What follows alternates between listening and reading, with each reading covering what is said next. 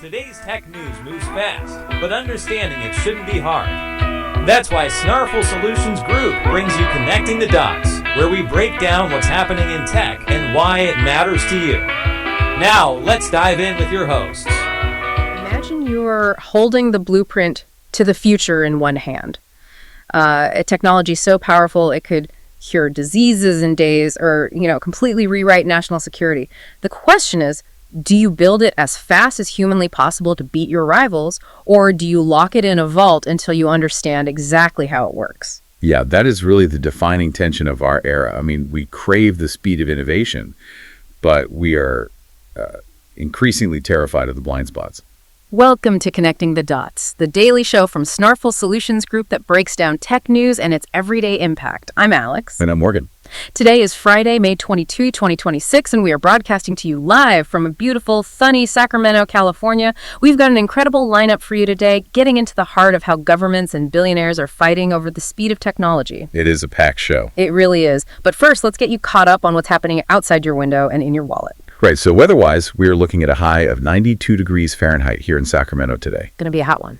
Definitely. Sunny with some mild winds, like 3 to 12 miles per hour. Yeah. But if you are traveling or have family out of state, definitely check weather.gov. Yeah, the national picture is a bit messy right now. Very active. There are 255 total U.S. weather alerts right now, and 91 of those are active over land. So be careful out there. Good to know. Moving on to a quick sports update. No games yesterday for the Giants or the Kings, unfortunately. Taking a breather. Exactly. But the Oakland A's actually pulled off a tight 3-2 victory against the Angels. Damn nice. Yeah, Joel Kuhnel walked away as the winning pitcher on that one. Meanwhile, looking at the financial markets, they are just soaring. Really strong day yesterday. Yeah, the Dow Jones closed up a robust 301.86 points, and the S&P 500 bumped up 34.94 points. Which is great for the traditional markets, though, digital assets are taking a slight breather this morning. Bitcoin is hovering around 77,278, which is down just a fraction from yesterday's open. Which brings us perfectly to our morning star, the tech article report. We are witnessing this massive juxtaposition today. I mean, unprecedented government intervention in hardware, crashing right into a massive government retreat in software. Let's look closer at today's tech news. Today's episode is brought to you by Strong Coffee, the premium instant coffee that tastes like a traditional brew, but is packed with 15 grams of protein, MCTs, and adaptogens like ashwagandha. Get clean, sustained energy without the jitters.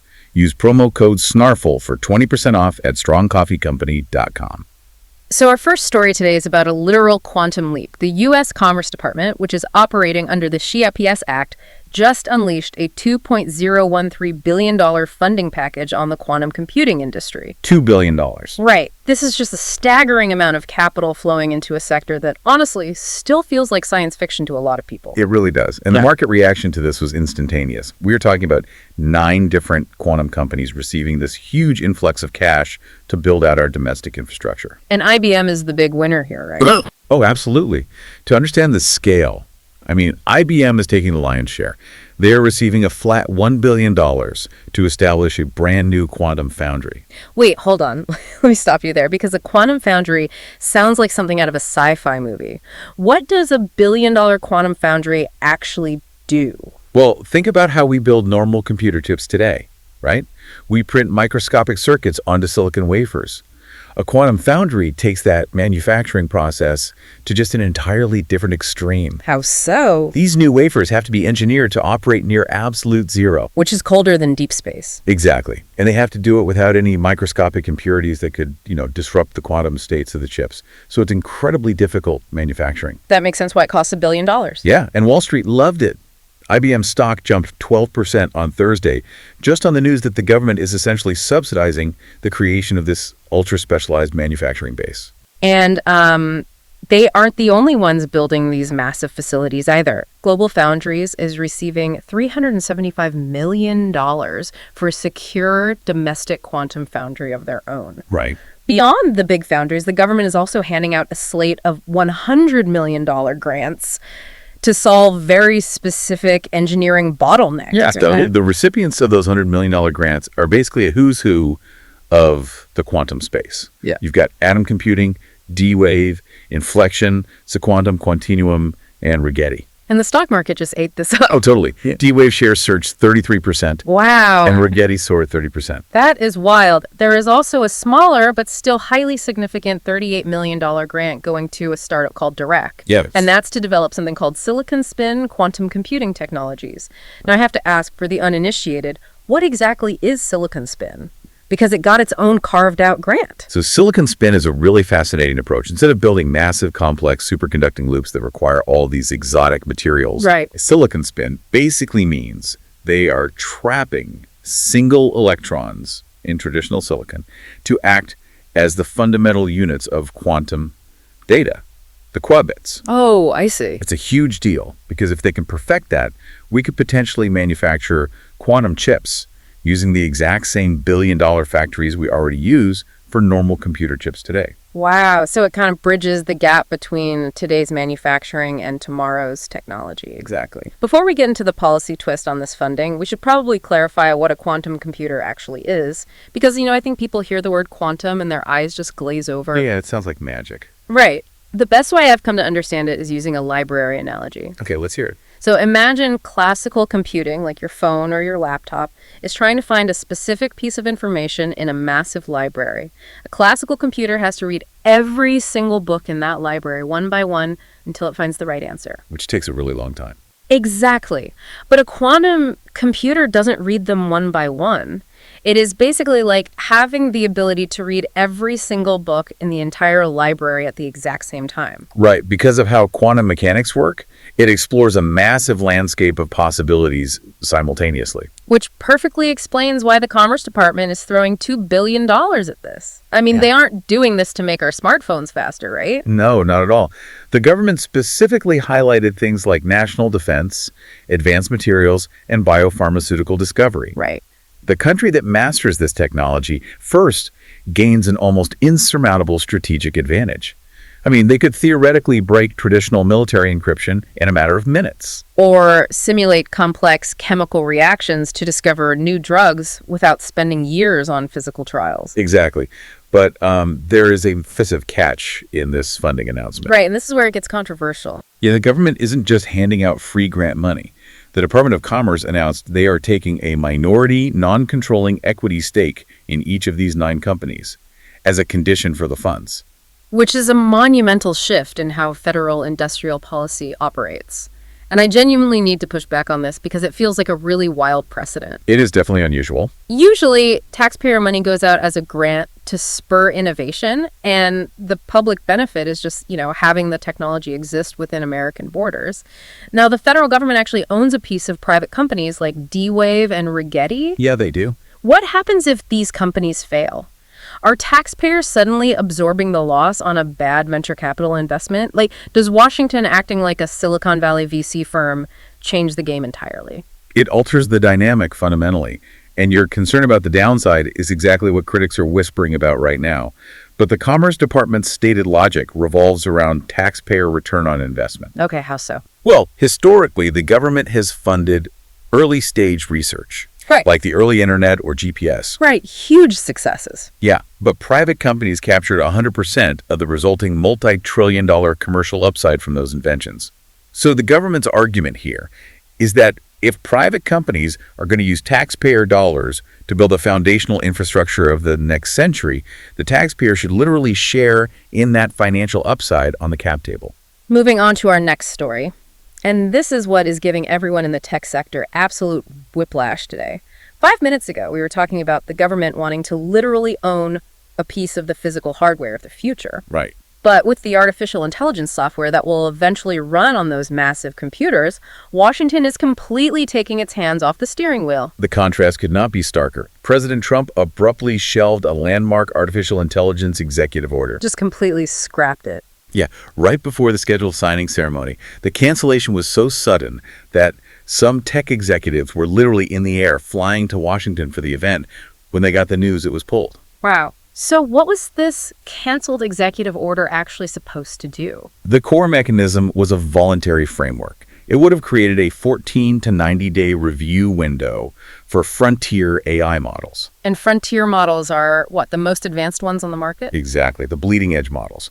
Before they could be released to the public, the idea was to let federal agencies test them to ensure they couldn't be weaponized for massive cyber attacks.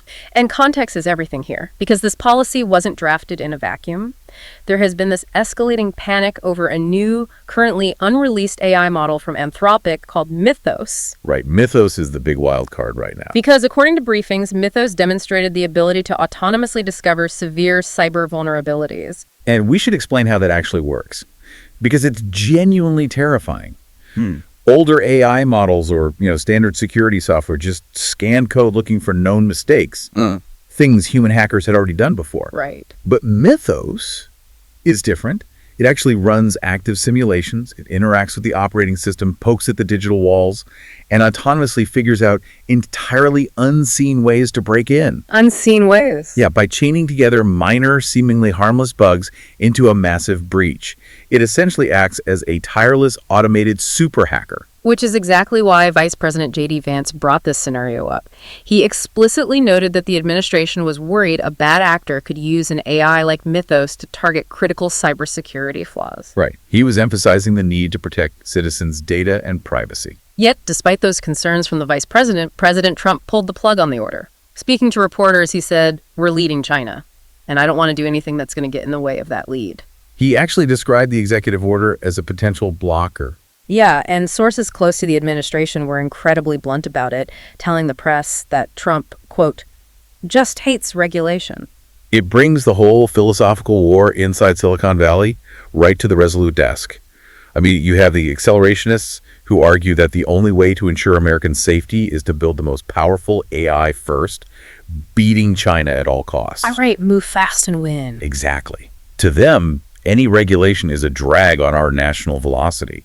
But on the other side, you have the safety advocates who get dismissively labeled as doomers by their rivals. Yeah, the doomers. They argue that moving fast and breaking things is a terrible philosophy when the thing you might break is the global financial system or the national power grid. I am stuck on this 90-day window detail, though, because the tech industry is acting like a 3-month pause is the apocalypse.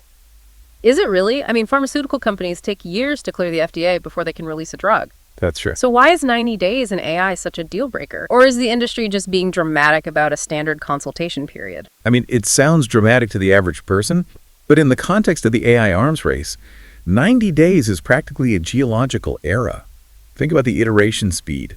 These models are constantly being refined, trained, and deployed. So it's about compounding delays. Exactly. If American companies have to pause their deployment cycle for 3 months to wait for a federal review, while Chinese labs have zero constraints and are launching new models weekly, that delay adds up fast. You miss one 90-day cycle, you fall behind an entire generation. And the downstream impact of this debate touches every family and working professional. I mean, federal agencies already deploy advanced AI models to protect banking infrastructure and healthcare records. We all want our medical data and bank accounts to be secure from something like Mythos. Exactly.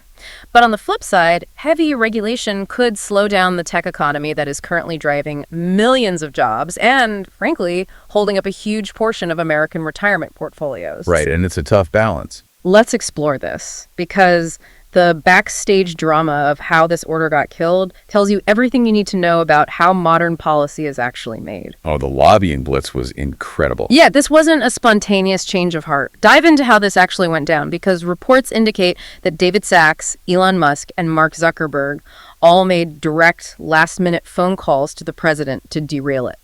Yeah, the timeline is just wild. The involvement of David Sachs is particularly notable here because Sachs is the former AI czar. Right.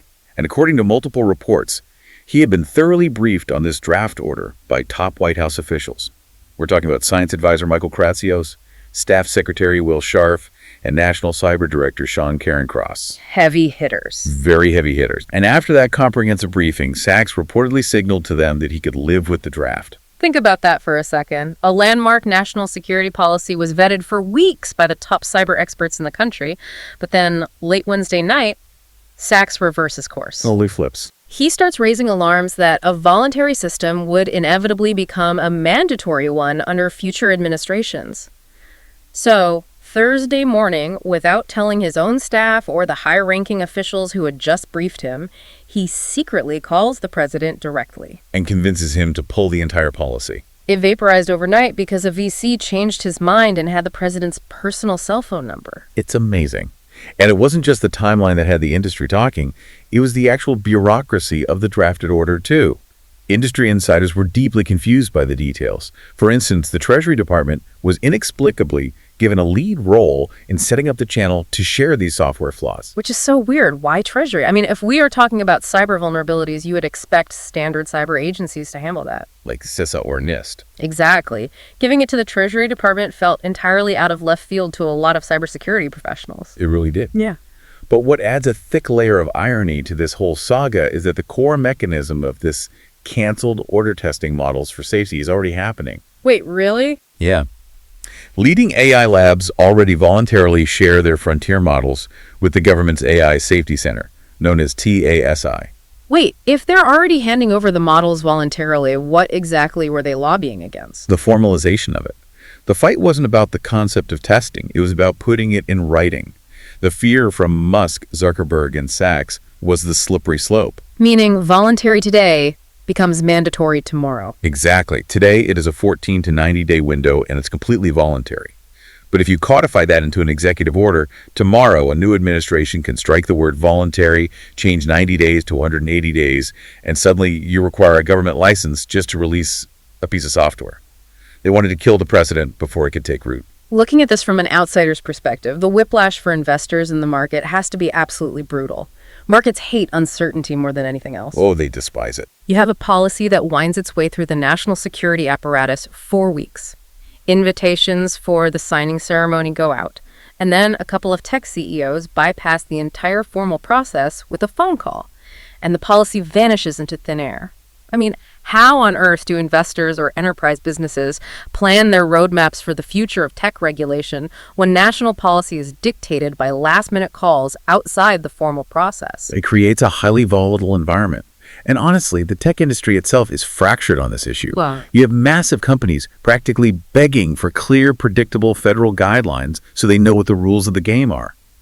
But right now, the zero interference camp just proved they have the ultimate trump card. Direct access to the Oval Office. Exactly. Before we wrap up, a quick thanks to Old Glory, an iconic music and sports fan merch store. Perfect for the techie in your life. Use promo code SNARFL for 15% off at oldglory.com. Synthesizing what we've covered today, I mean, it really reveals two completely divergent philosophies of government operating at the exact same time. It really does. On one hand, with quantum computing, the U.S. government is acting like a sovereign wealth fund. They are pouring over $2 billion into hardware and taking direct equity stakes to ensure America literally owns the physical infrastructure of the future. But on the other hand, with artificial intelligence software, the government is taking its hands completely off the wheel. They are banking entirely on the premise that raw speed will save us, and that any regulatory friction, even for an AI model that can autonomously hack complex systems, is an unacceptable threat to our geopolitical lead. Right. The physical metal is treated as a vital national asset to be protected and co-owned by the taxpayer. But the incredibly powerful software running on that metal is being left entirely to the Wild West of the free market. Which leaves us with a final lingering thought for you to ponder today. As AI models become capable of finding their own critical cyber vulnerabilities, and the government relies on tech billionaires to dictate the speed of release, who is ultimately responsible for the safety of our digital infrastructure? Is it Washington, or is it Silicon Valley? A vital question to ask ourselves. We're here to help at Snarful, so reach out on our website if you have any more questions. That's a wrap on today's top stories. Remember, tech doesn't have to be complicated, and we're here to help connect the dots. If you've got questions or want to learn more, visit us at snarful.com. Thanks for listening, and we'll catch you next time.